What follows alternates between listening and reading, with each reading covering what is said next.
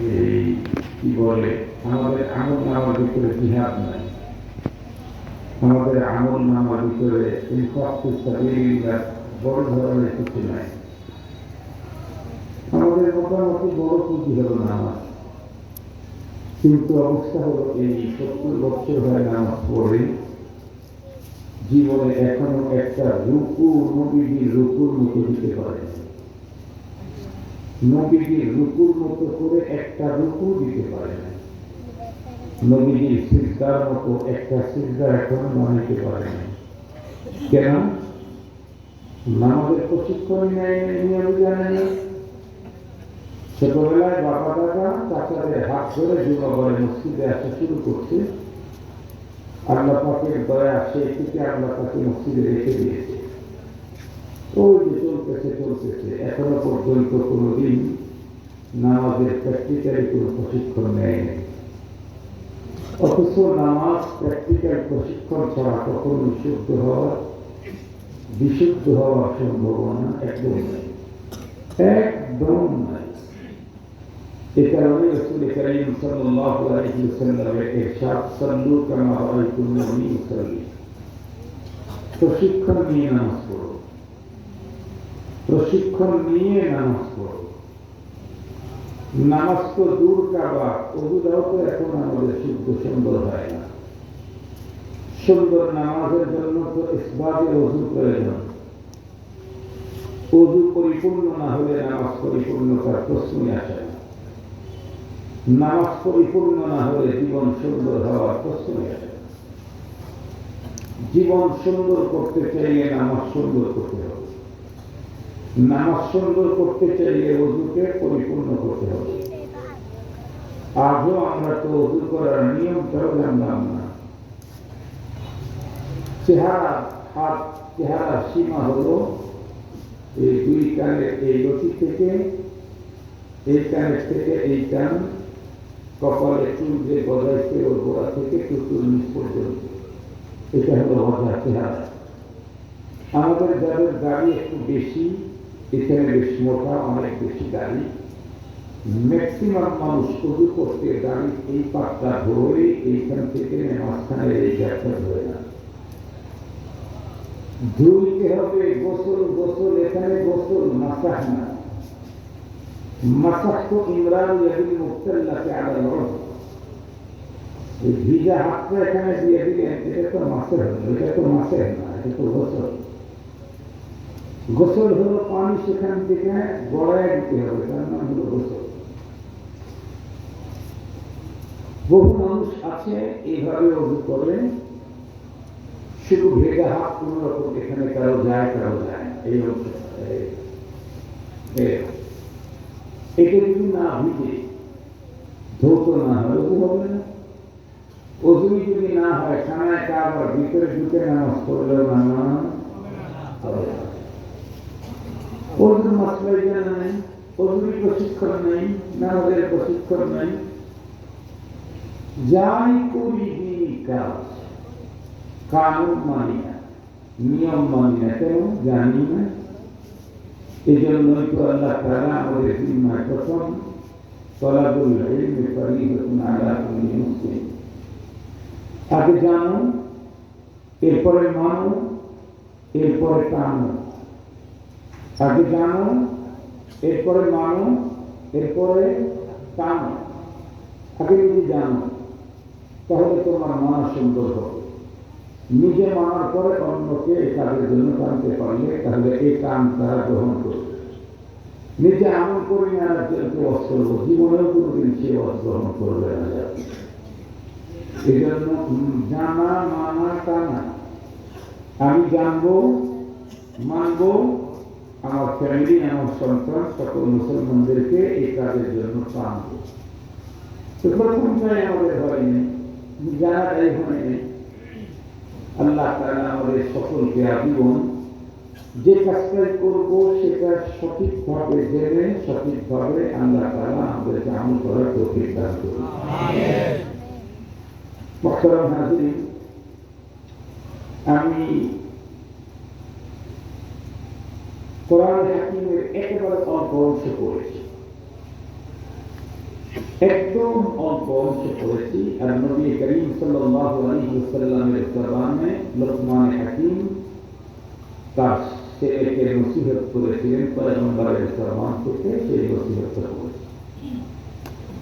ইনশাআল্লাহ 50 মিনিট 1 ঘন্টা যখন থেকে শুরু করেছি, আমি তো ঘড়ি রেখে শুরু করেছি, এর মধ্যে আমি আমার আলোচনা শেষ করলাম। এতটুকুর সময় আপনারা বসবেন তো ইনশাআল্লাহ।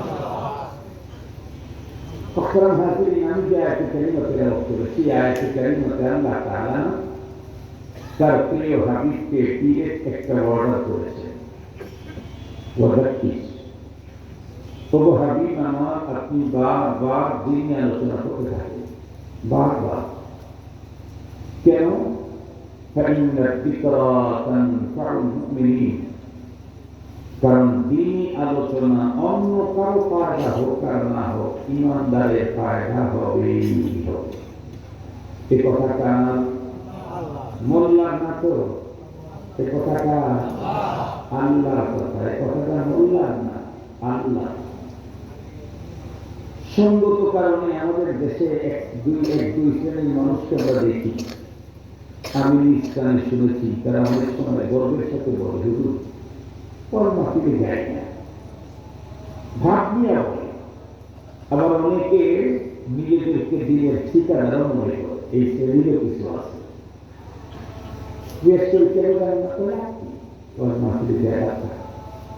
আপনি বলেন রব্বুল আলামিন তার প্রিয় রাসূলকে বর্ডার করলেন, ওয়াদাক্কির, আপনি বার দিন আলোচনা করেন। কেন? فإن الذكرى تنفع المؤمنين, দিন আলোচনা মুমিনদের ফায়দা হবে। কেউ যদি বলে কোরআনের মাহফিলে গিয়ে লাভ কি, তাহলে অবশ্যই বলতে হবে তোমার ঈমান নাই। আর যদি বলো ঈমান আছে, তাহলে আল্লাহ বলছেন তোমার লাভ আছে। যার ঈমান আছে তার কি হবে? লাভ হবেই হবে। তুমি যদি বলো যে আমার কোনো লাভ হয় না, তাহলে বুঝতে হবে তোমার ঈমান নাই। আর যদি বলো লাভ হয়, এটা আমি বিশ্বাস করি না, তাও ঈমান নাই।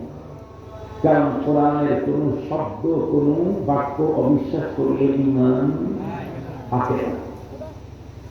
তবে হ্যাঁ, কোরআনের মাহফিল নাম দিয়ে যদি অন্য কিছু হয়, বিভ্রান্তি ছড়ানো হয়, বিড়ি খাওয়া, সিগারেট খাওয়ার পদ্ধতি দেখানো হয়, ইরান কোরআনের আজান দিয়ে শেষ করা হয়, তারপরে পরিণীতি ছায়াছবির গান গাওয়া হয়, এই কবি আর ওই কবি শুধু গাওয়া হয়, সেটা ভিন্ন কথা।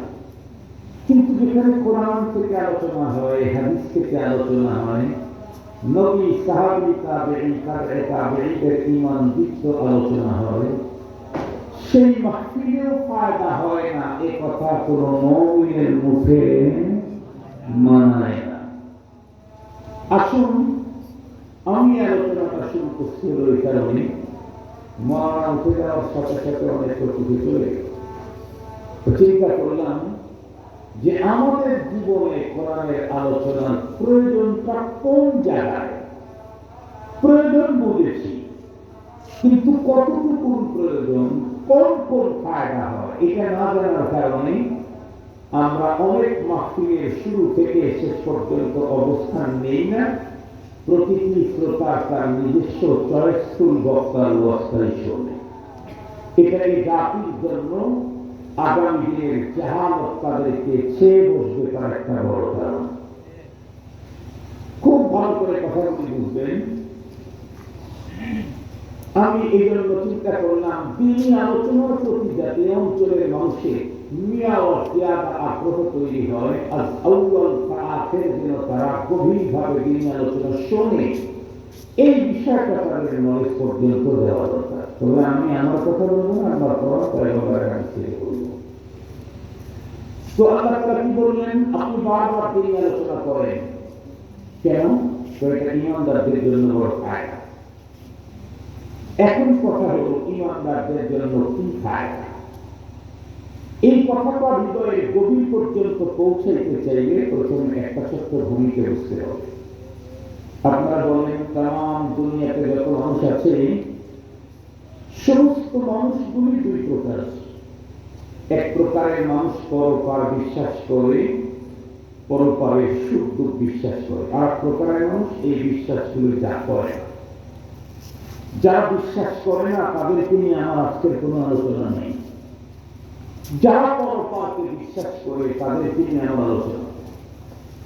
যারা পরপারের সুখ দুঃখ বিশ্বাস করে, যে নামেই হোক, জান্নাত জাহান্নামের নামে হোক, স্বর্গ আর নরকের নামে হোক, অন্য কোনো নামে হোক, যারাই পরপারের সুখ দুঃখ বিশ্বাস করে, এ জাতীয় প্রতিটি মানুষ, যে কালারেই হোক, যে ভাষারই হোক, যে দেশেরই হোক, যে সভ্যতারই হোক, প্রতিটি মানুষ পরপারে সুখী হতে চায়।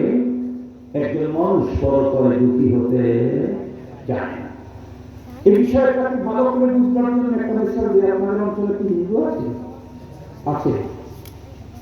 হিন্দুদের ধর্মীয় কালচার, তাদের রীতিনীতির মধ্যে অন্যতম একটা হল, এদের যতই আপনজন হোক না কেন, মারা গেলে তাকে চিতায় নিয়ে পুড়িয়ে, এবং সর্বপ্রথম তাকে আগুন দিবে তার সবচেয়ে কাছের আপনজন।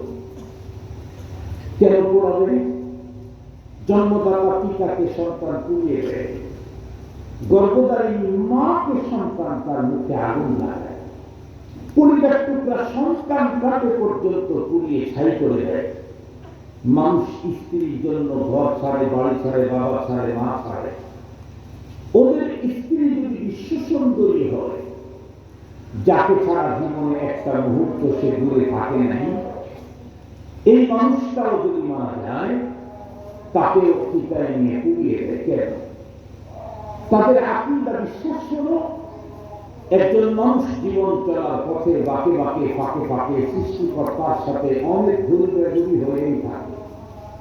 এই কথাটা তো আমাদের নবীজি বলেছেন, আলা কুল্লুকুম খাত্তারুন ওয়া খায়রুল খাত্তারিনা আত-তাওয়াবুন। তো তারা বলতেছে, একজন মানুষ জীবন চলার পথে বাঁকে বাঁকে, ফাঁকে ফাঁকে অনেক ভুল বেজুরি হয়ে থাকে। এতগুলি ভুলের ক্ষমা না নিয়ে যদি সে পরপারে যায়, তাহলে তাকে নরকে যেতে হবে। তারা কেউ নরকে যেতে রাজি নাই। এজন্য তারা পদ্ধতি আবিষ্কার করল, পৃথিবীতে থাকতে সৃষ্টিকর্তার সাথে যে ভুল বেয়াদবি তুমি করেছ, এর সাজা হিসাবে তোমাকে আগুন দিয়ে পুড়িয়ে তোমার জীবনের সকল গুণাগুলাকে শেষ করে স্বর্গে পাঠিয়ে দিলাম। এটা হল তাদের ইসলাম আকীদা বিশ্বাস সংস্কৃতি পদ্ধতি। এখন তারা স্বর্গ গেল না, নরকে গেল না, কোথায় গেল, এটা নিয়ে আমি কথা বলতে চাই। আমার এখান থেকে একটা পয়েন্ট উদ্ধার করার উদ্দেশ্য, সেটি হল হিন্দু বহুত্ববাদী। এরা মরণের পরে আগুনে পুড়ে হলেও স্বর্গেই যেতে চায়, কেউ নরকে যেতে চায় না।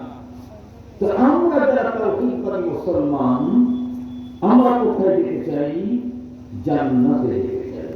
কথা বলেন? আমরা প্রত্যেকেই জান্নাতে যেতে চাই। কিন্তু মনে রাখতে হবে, আল্লাহ পাকের জান্নাত যারা পাবে পরপারে, তারা হবে দুই গ্রুপ। একটা গ্রুপ দুখুলে আউয়ালি, প্রথম চান্সে কোন রকমের সাজা ভোগ করা ছাড়া ডিরেক্ট আল্লাহ পাকের জান্নাতে যাবে। আর একটা গ্রুপ নানামেদি সাজা ভোগের পরে কোন না কোনো একদিন জান্নাতে যাবেই যাবে। এই দুই গ্রুপ জান্নাতি। আমি জিজ্ঞাসা করতে চাই, আমরা কোন গ্রুপে থাকতে চাই? প্রথম গ্রুপ। প্রথম চান্সে কোন রকমের আযাবের পাস করা, মাস করা ছাড়া ডিরেক্ট আল্লাহ জান্নাতে যেতে চাই। মনে রাখবেন, কোন পদ্ধতিতে জান্নাতে যেতে চাইলেই কমন একটা জিনিস লাগবে, তার নাম হলো ঈমান। ঈমান ছাড়া প্রথম চান্সে তো নয়, জীবনে কোনদিনও জান্নাতি হওয়ার সুযোগ নেই। ঈমান নাই, কার বাবা, কার চাচা, কার ছেলে, কার স্ত্রী, এগুলি দেখার কোন সুযোগ নেই।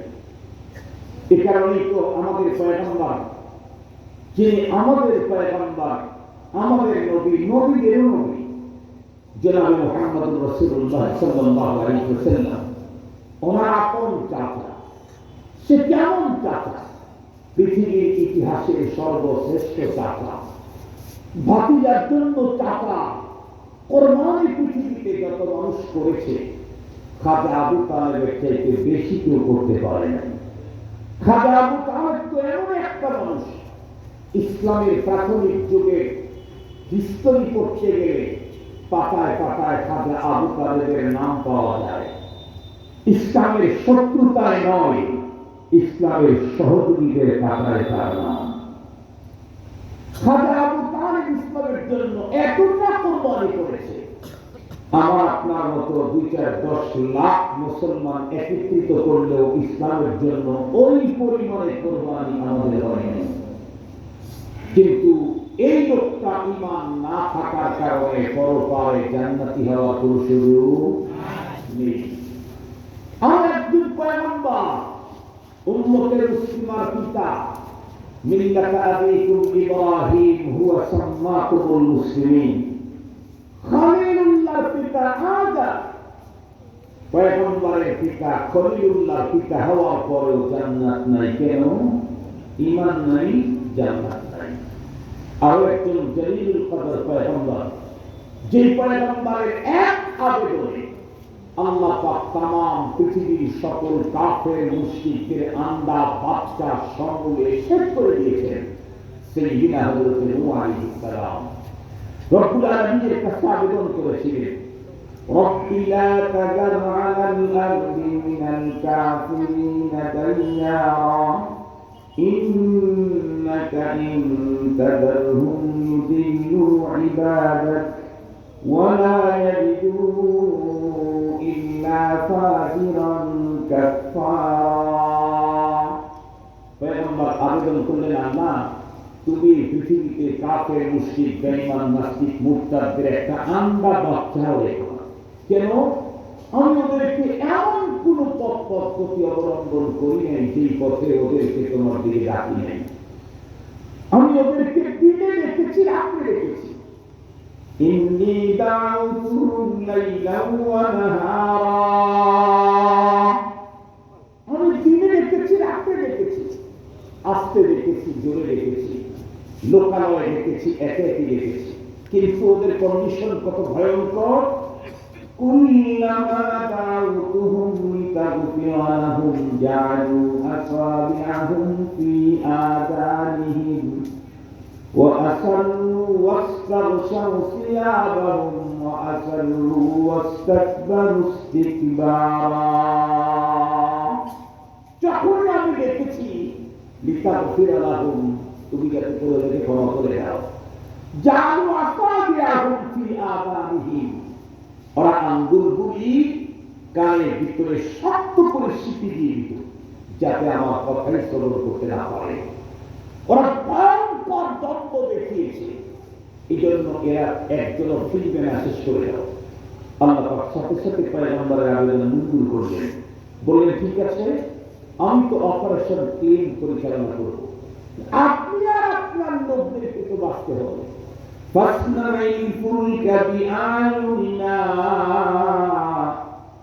আমি আপনাকে ডিজাইন দেই, সেই ডিজাইনে আপনি একটা জাহাজ তৈরি করেন।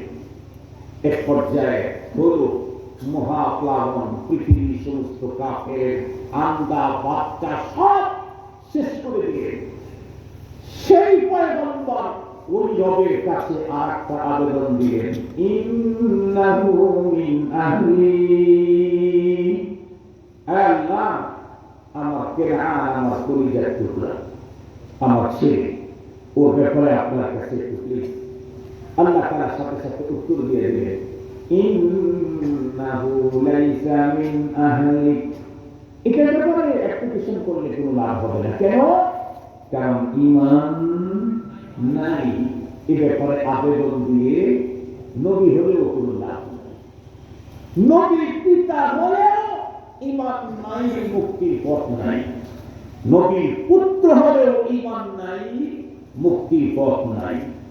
নবীর স্ত্রী হলেও ঈমান নাই, মুক্তির পথ নাই। হযরত লূত আলাইহিস সালামের স্ত্রী। তাহলে বলুন তো দেখি, আমি আর আপনি কার চাচা, কার বাবা, কার ছেলে? আমার আপনার অবস্থা দেখেন। তাহলে আমরা প্রত্যেকেই তো পরপারে জান্নাতে যেতে চাই, তা আবার প্রথম চান্সে যেতে চাই।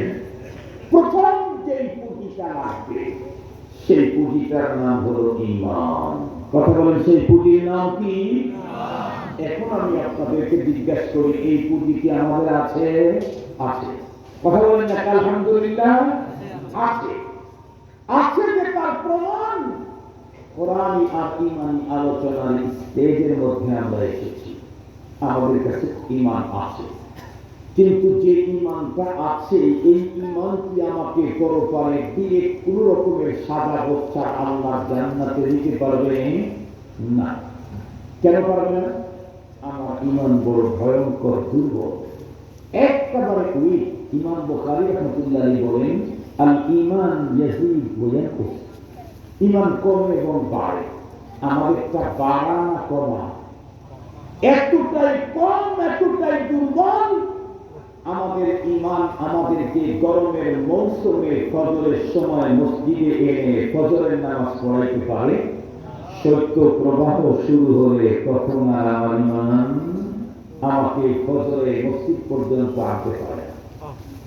আমার যে ঈমান এত দুর্বল, সত্য প্রবাহ শুরু হলে আমাকে মসজিদ পর্যন্ত আনতে পারে না, সেই ঈমান আমাকে পরপারে দিয়ে আল্লাহ জান্নাতে নিতে পারবে। আমার ঈমান তো এতটা দুর্বল, ভয়ঙ্কর ভয়ঙ্কর অপরাধ, সুদ ঘুষ নাই, এরপরে জুলুম গুম খুন হত্যা। আমি মুমিন হওয়ার পরে আমার ঈমান আমাকে জাতীয় ভয়ঙ্কর অপরাধ থেকে আমাকে সেফটি দিতে পারে না। সেই ঈমান আমাকে পরপারে ডাইরেক্ট জাহান্নাম থেকে সেফটি দিতে পারবে না। আমি তো যেতে চাই প্রথম চান্সে জান্নাতে। প্রথম যে পুঁজিটা দরকার সেটা ঈমান। এটার কন্ডিশন খারাপ, আর গুলা তো আছে। তাহলে এখন বলেন তো দেখি, আমাদের ঈমানকে পাওয়ারফুল করা দরকার আছে না নাই? শক্তিশালী করা দরকার আছে না নাই? বলুন তো দেখি, পৃথিবীর কোন দেশে গেলে কোন ভিটামিন খেলে ঈমান শক্তিশালী হবে? ভিটামিন ডি খেলে, ভিটামিন সি খেলে, ভিটামিন এ টু জেড খেলে, এগুলি খেলে শরীর শক্তিশালী হবে। ঈমান শক্তিশালী করতে চাইলে D C B A to Z দিয়া হয় না। তবে ঈমানকে পাওয়ারফুল করবার মতো ভিটামিন অনেক জিনিস এই পৃথিবীতে আছে, যেটা আল্লাহ তার কোরআনে, পয়গম্বরের হাদিসে, আল্লাহ তার দ্বীনের ভিতরে স্পষ্ট আমাদেরকে জানিয়ে দিয়েছেন। আমাদেরকে সে পথে হাঁটলেই আমাদের ঈমানও পাওয়ারফুল হবে। শীতের দিনে মসজিদ কেন? আল্লাহ দ্বীন হেফাজতে তরবারির সামনেও আমাকে দাঁড় করায় দিতে পারবে আমার ঈমান। মুসলমান ভাইয়ারা এমন ভালো করে বুঝেন, যে সমস্ত পথ পদ্ধতির দ্বারায় ঈমানদারের ঈমান বাড়ে, আল্লাহ পাক রব্বুল আলামিন কোরআনে হাকিমে হাদিসে পাকে পয়গম্বর যা বলেছেন তার ভিতরে সবচেয়ে আসান পদ্ধতি হলো বন্ধুরা আমার কোরআনের মজলিস, মাজালিসে দ্বীনিয়া। দ্বীনি মজলিসের ভিতরে উপস্থিত হলে বন্ধুরা আমার ঈমানদারের ঈমান বাড়ে, ঈমানদারের ফায়দা হয়। এই কারণে রব্বুল আলামিন তার প্রিয় হাবিবকে ডেকে অর্ডার করলেন, ওয়াযাক্কির ফাইন্নাদ যিকরা তানফাউল মুমিনিন। ওগো আমার হাবিব, বারবার আপনি মানুষদেরকে দ্বীনের কথা শোনান, কারণ দ্বীনের কথার দ্বারা আর কারো উপকার হোক না হোক, ঈমানদারের উপকার হবেই হবে। সহজে বুঝবার জন্য একটা মিসাল দেই। বলুন তো দেখি, আমাদের এই অঞ্চলের যে সমস্ত মানুষগুলি বাইসাইকেল চালায়, তাদের কি পেট্রোল আর অক্টেনের প্রয়োজন আছে নাকি? আর একটু জোরে বলেন।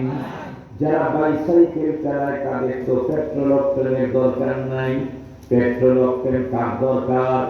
যে মোটর সাইকেল চালায়। এই পৃথিবীর যার ঈমান নাই তার জন্য দ্বীনি মজলিস আর কোরআনের আলোচনার প্রয়োজন নাই, কিন্তু যার কাছে ঈমান আছে তার জন্য কোরআনের